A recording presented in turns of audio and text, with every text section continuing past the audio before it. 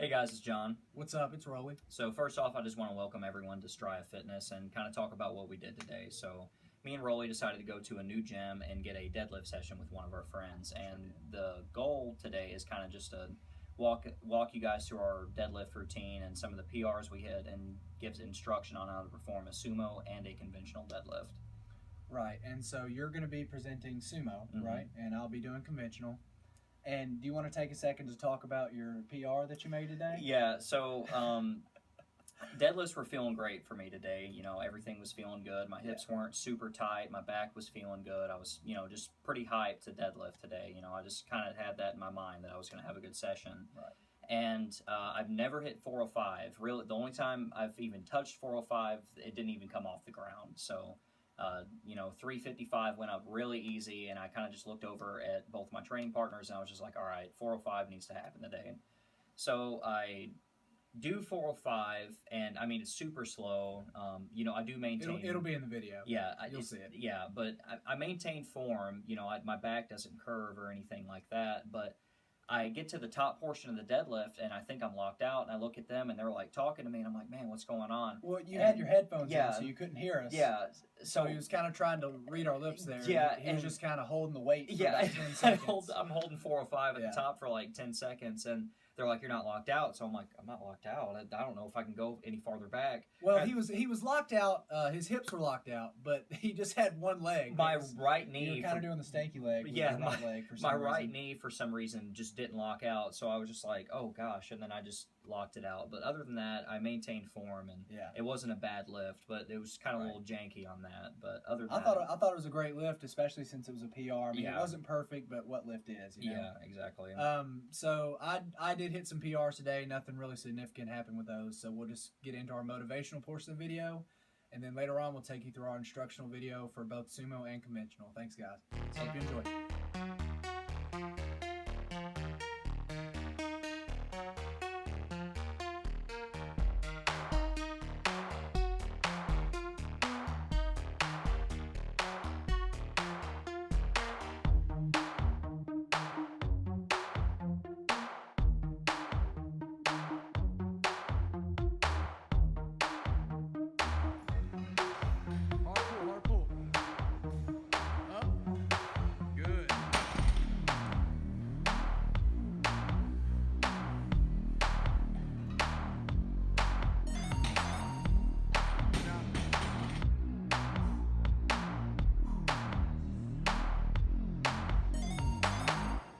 Come on, pull, pull, pull. You got it. Snap the knees, snap the knees.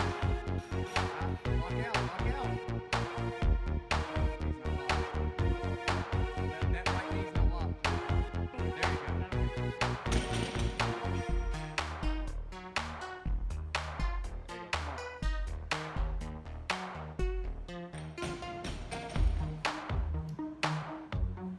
go. Easy.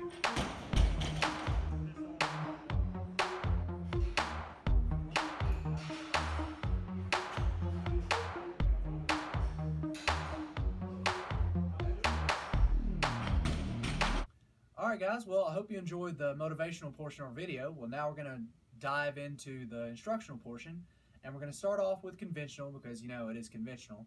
So I'm going to be taking you through the different cues and the different little tricks that I use to keep my form tight and hopefully not get injured. And then you're going to take them through sumo? Yep. And, similar to what he's going to be talking about conventional, I'm just going to kind of talk about, just some tips, for you guys just to, help maximize your lift, how you set up, make sure, bar's even, just stuff like that. But yeah, we're just going to go in depth of how we perform these certain lifts. All right, well, pay attention and enjoy, guys. Alright, so when you approach the bar for a conventional style deadlift, there are a few simple things that you can do to improve your safety, setup time, and overall power output. First, step up to the bar, keeping your shins about 1 inch away. Next, bend down and reach towards the bar, and as you do so, bring your shins to the bar. Make sure not to move the bar, or if you have to, move it as little as possible, as moving it will interfere with your balance during the lift. There are also 3 different kinds of grip to choose from: double overhand, switch grip, and hook grip. I'm using hook grip here as I personally feel that it's superior to any other type of grip and that it 1. Allows the lifter to pick up weights much heavier than their grip strength allows, and 2. It allows the lifter to focus more on their power output, form, and muscular activation rather than their grip strength. Now let's take a look at the side view. Before you begin to pull the weight from the ground, it is essential to obtain a neutral spine. There are many cues and tricks that people use to obtain this position, but my personal favorite is to imagine a stick has been placed on my back as I attempt to make my low back, mid to upper back, and the back of my head align with this imaginary stick. This is also the point at which I'll begin to brace my core. We will provide instruction on proper core bracing in a future video, so be on the lookout for that as well, guys. Before you actually pull the weight from the floor, it is worth the effort to prematurely engage your glutes, lats, and spinal erectors, as this will help you to maintain your neutral spine position. Now, push through the ground while simultaneously pulling upwards. However, it is important to remember that the muscles that are moving the weight at the beginning of this lift should be primarily your glutes, hips, and leg muscles, while your spinal erectors and upper back muscles are simply there for stabilizing your spine. This is where proper hip hinging comes into play, and as we stated in our previous squat video, we will post an instructional video for this at a later time. One cue that I give many novice lifters to help with proper hip hinging is to pull their shins to a vertical position when pulling the weight off the floor. This clears the bar path so the lifter does not have to swing the bar out and over the knees, making the lift much harder than it really is. Finally, once the bar has cleared the knees, squeeze through the hips and glutes, making sure not to overextend at the top. Now let's watch this in action.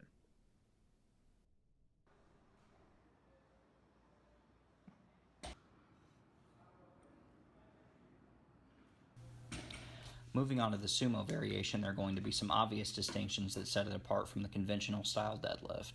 The first will be the wider stance, and the hand placement in many cases will be closer, but really it's just personal preference. Your grip will also be a personal preference. In this video, I'm using a double overhand grip, but once I get to heavier weights, I usually use a switch grip because once you get into the heavier weights, it becomes very difficult to hold onto the bar. When setting up the sumo deadlift, as you can see in this clip, you're going to have your shins about an inch away from the bar and your toes will be pointed out more so than they would be in a conventional deadlift.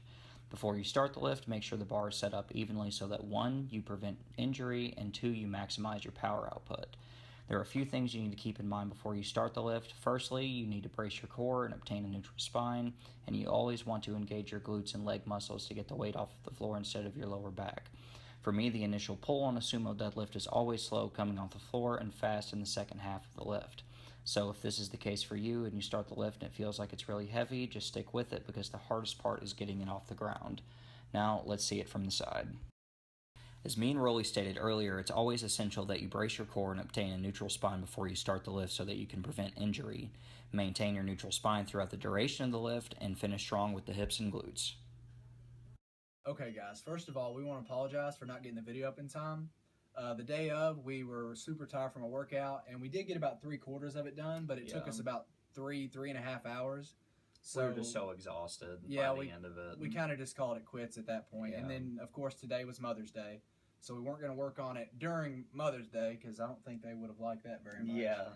But we did get it finished, and so now we're going to go through a few key points of each of the styles of deadlift that we went over.